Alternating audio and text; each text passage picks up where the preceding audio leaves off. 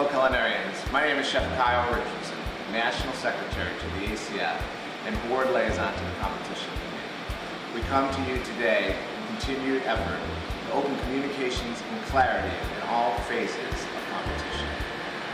Your National Board and Competition Committee feel strongly in the education of young minds and the continued support of classical cuisines. I'm here today with Chef Don Miller, Executive Chef of Notre Dame University. We will be demonstrating the Team Classical Dish 2016. So at this time, I'm going to bring in Chef Don Miller, and he's going to demonstrate the butchery technique and the classical presentation for your classical dish.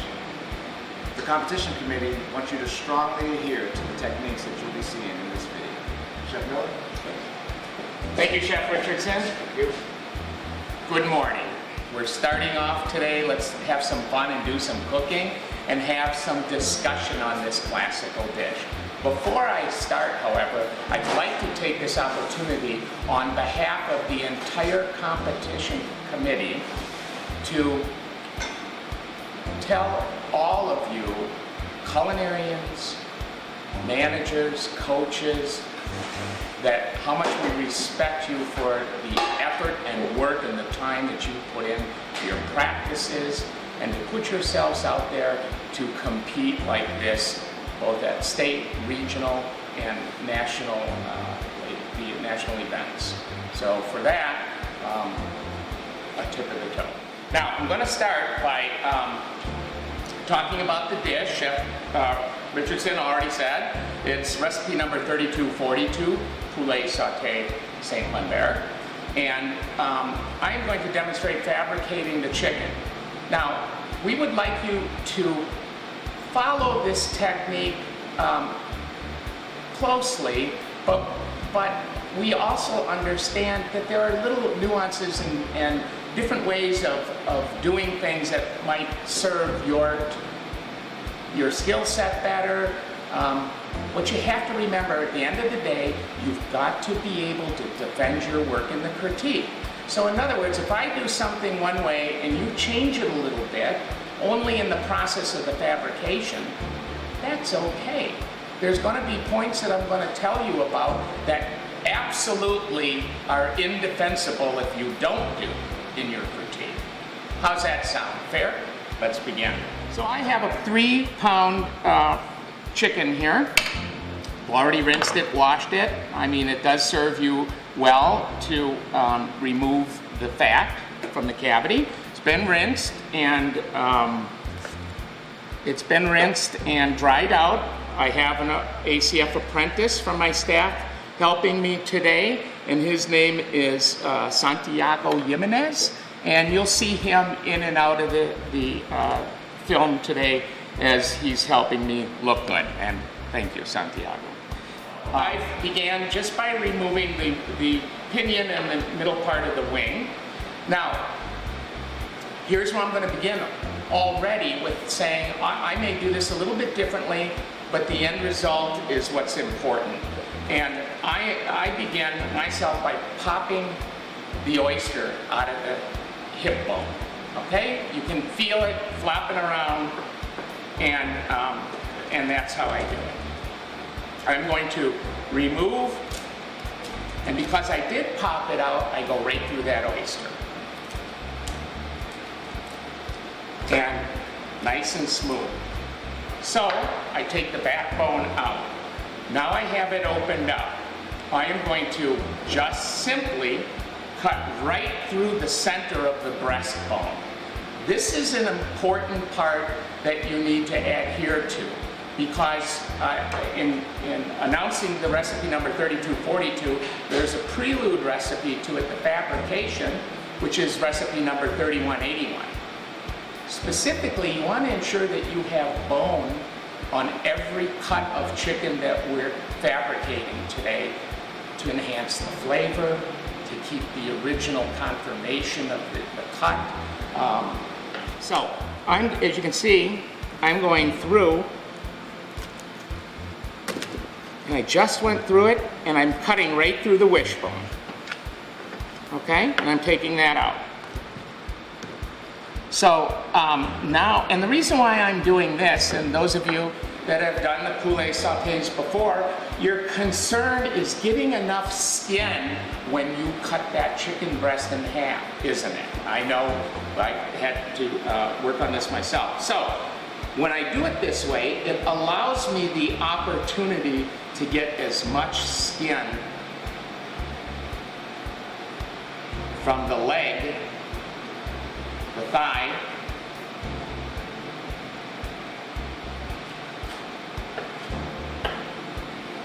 so you see I've got all the skin there, and that's important when you're sauteing it for the caramelization, the uniformity of the color, the uniformity of having a piece that's not missing part of the skin.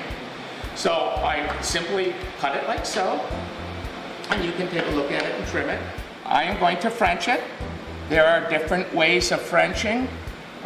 Removing the meat from the tip of the wing bone, coming out of the breast, and everybody has their methodology of doing it.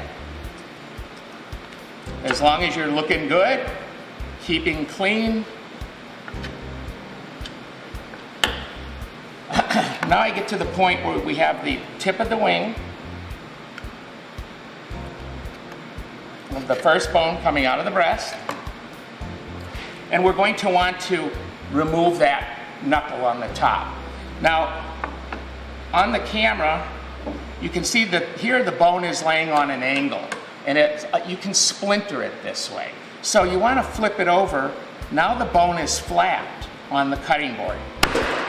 Clean cut. If I would have done it the other way, sometimes it splinters, sometimes it doesn't. I think we've all been there.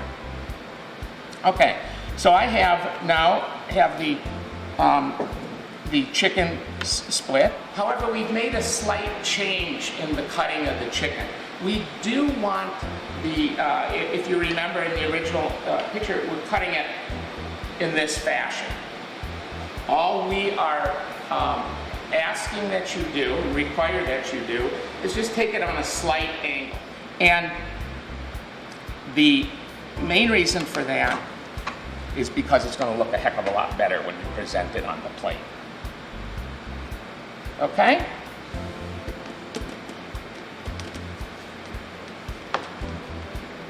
So now I'm at the thigh and the leg. Okay.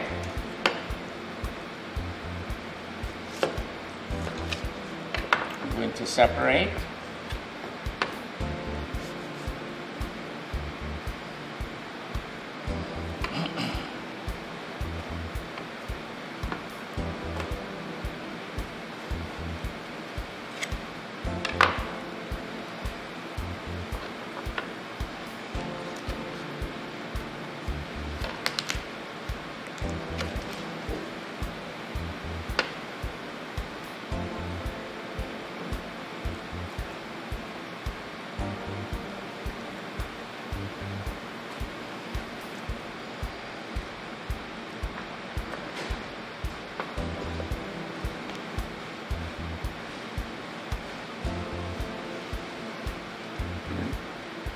Bone back in, and again, here again. You can go either way in the direction that you want to remove the bone. You can either do it before cooking or after cooking. So, now I'm going to do the same.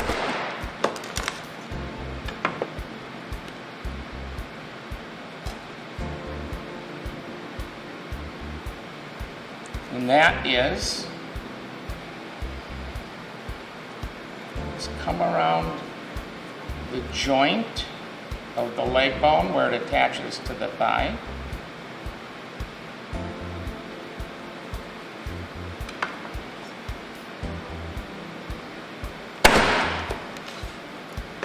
Take it off. Okay, and now let's see how many we get.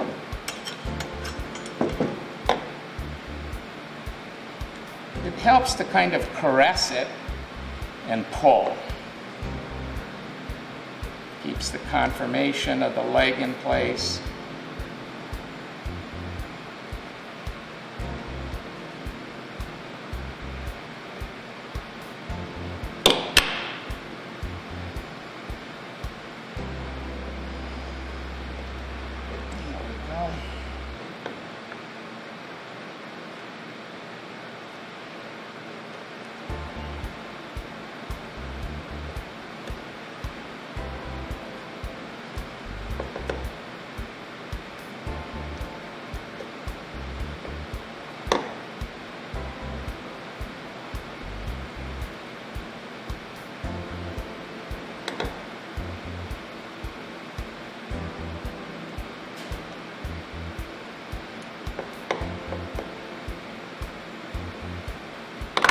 So now you can see I've taken the chicken parts out of the pan that was on ice and laid it out on a platter to give you a better look, a better illustration of what you're trying to achieve, what Escoffier was trying to tell you.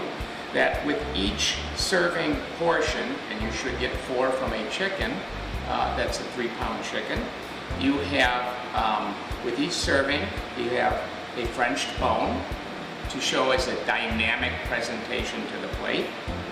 And you have thigh, or you have dark meat and white meat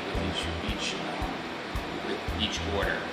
You can see I have the tendons pulled out, the wings, the pinion and the paddles on each wing, and the backbone should be cut into pieces, but it is important for you to know to remove the skin from the back of the chicken before you chop it up. It's easier that way, and of course we're asking to see it stock ready. So I left the backbone whole, skin off, and now I would chop it into 4 or 5 pieces. All right, the chicken is fabricated on ice. We're going to begin by just talking about the mise en place for this dish. I have whole butter, carrots, onions, celery, mushrooms, lean diced bacon, turnips. I have some chopped parsley stems, some chopped parsley, fresh peas, carrots, salt and pepper. I have a mushroom liqueur here, and a bouillon.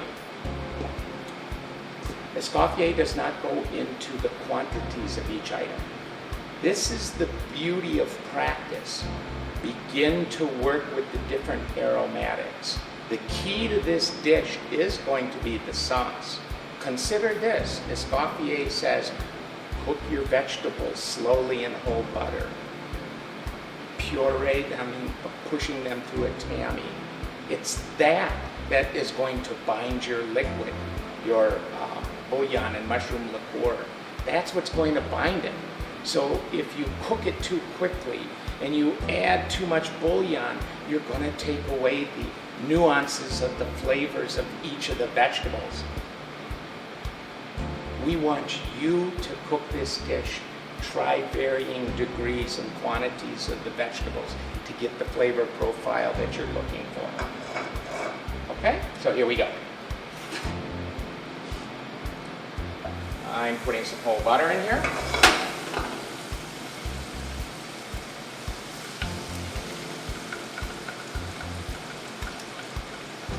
I've got some butter on in the pan. Taking and putting a little bit of lean bacon.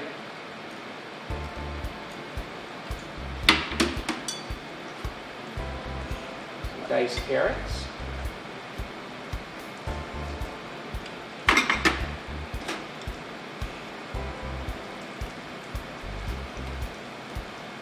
Some onions.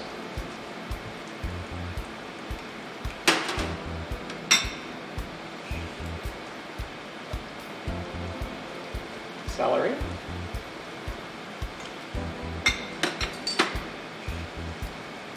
Turnips.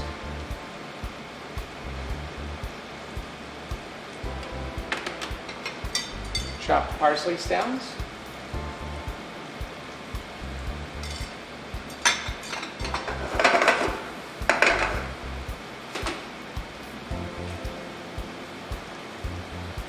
Escoffier says to cook gently in butter. We don't want to saute it hot and sear these vegetables. I want to extrapolate as much of the flavor as I can and retain that flavor of the balance of the vegetables that I'm using.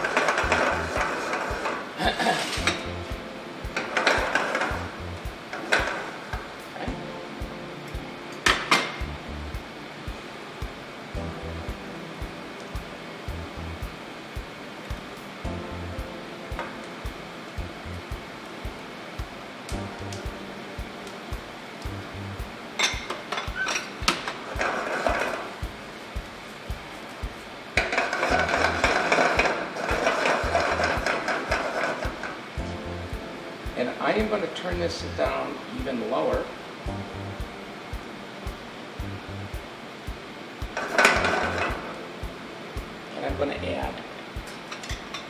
small quantity of bouillon.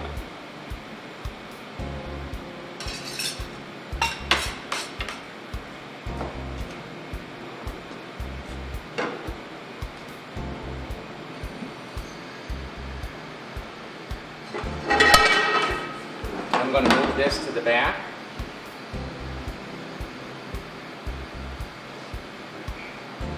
And I'm going to ever so gently steep my aromatic vegetables. Next, I'm going to begin by sauteing our chicken parts.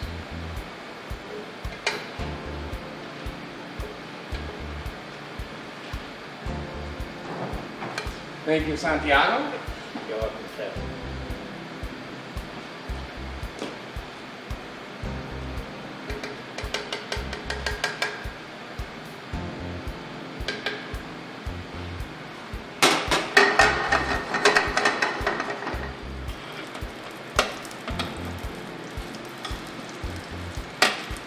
See, my chicken seasoned.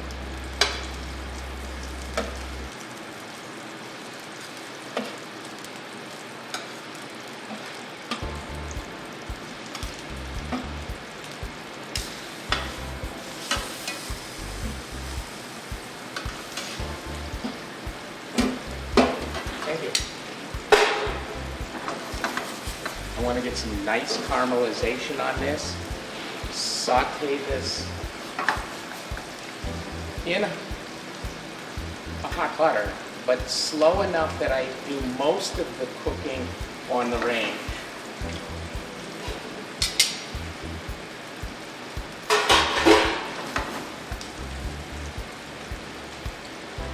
I have the chicken working. And let's take a look at our vegetables. Taking care not to color it, just slowly steeping the aromatic flavors from everything and marrying the flavors together.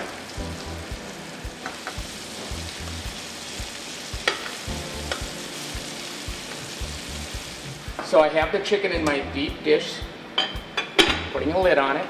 I have it cooked 2/3 of the way to keep the integrity of the sauté, as Escoffier specifies in his book.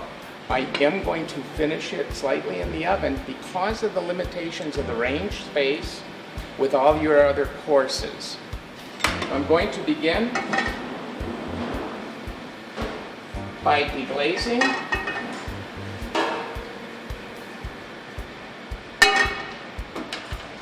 You get the fond off the bottom.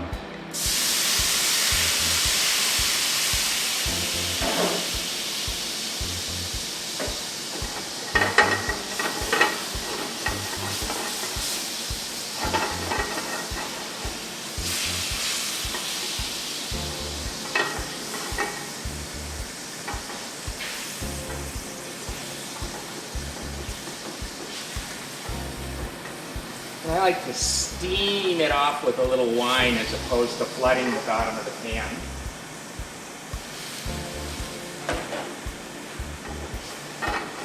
Okay.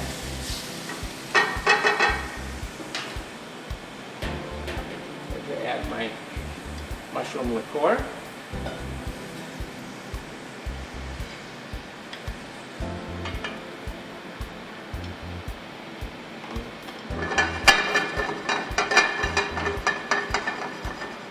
We're going to let that simmer and reduce.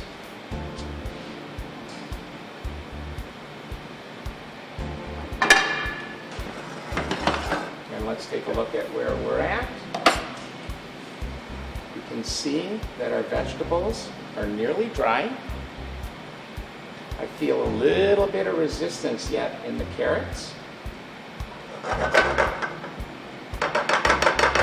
So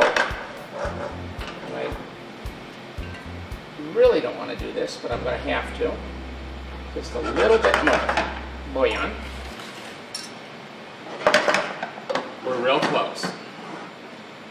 And back we go.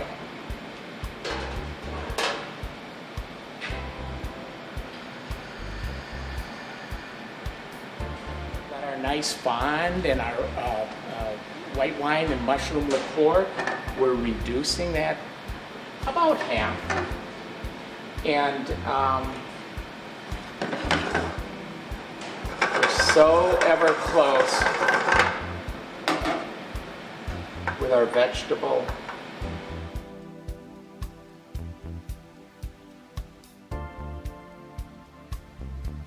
So we have our vegetables nice and soft. No color. I mean, obviously there's the coloration from the cooking and the mushrooms. I personally like a little bit more mushrooms in mine to help influence the mushroom liqueur in the reduction for the pan sauce.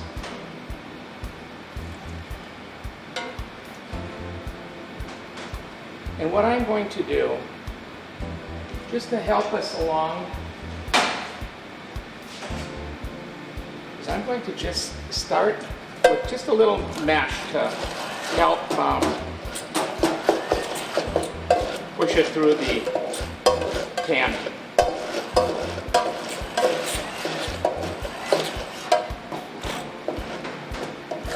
So you can see,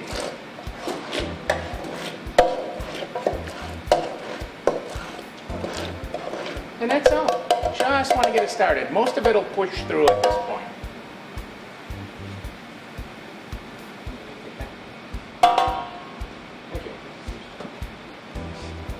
Is a half a cup of puree, which will be enough for 4 portions. Scrape the outside, giving any of the pulp.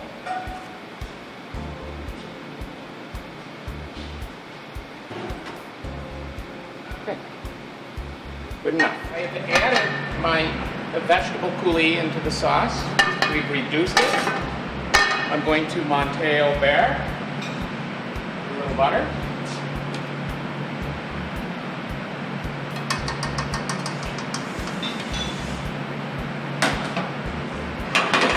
Meanwhile, I have glazed our carrots and peas in a little butter, slightly seasoned. At this point, I want to take a moment and have you consider some things of this dish. I want to remind you, first of all, that you have to have 2 classical side dishes for your entree course, which is also classical. They must have recipe numbers with them. Having said that, I want you to consider that this particular dish, the Poulet Sauté Saint-Lambert, is going to take up 2 of the burners a good part of the time. That's going to leave you with 4 burners to glaze your garnish, to make your 2 side dishes for the classical, your dessert components, and your salad components. So I wanted to just state that because you're going to have some kitchen management here. I've got the chicken out of my deep dish, which is hot. I've double gloved. And I'm removing the bones that I've left remaining. I also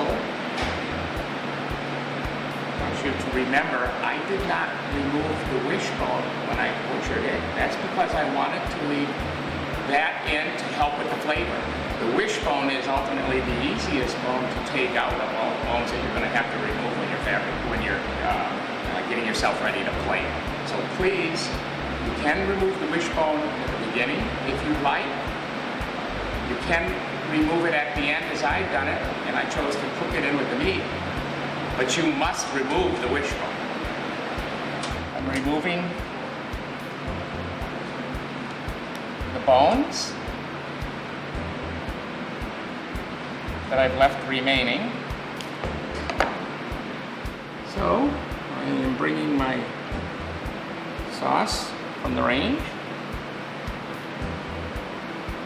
It smells wonderful.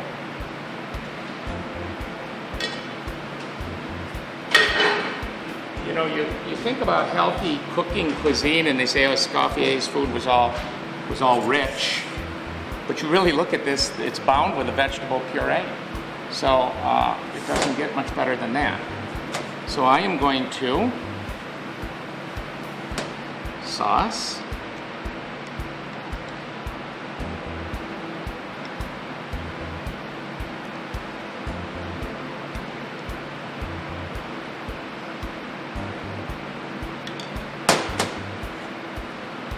Peas and carrots.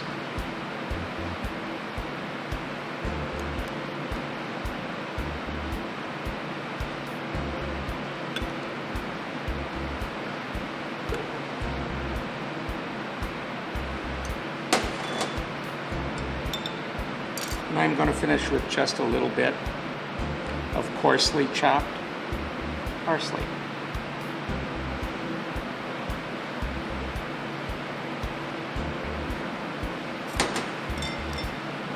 There you have it. Poulet, Sauté, Saint-Lambert. Time to eat, gentlemen.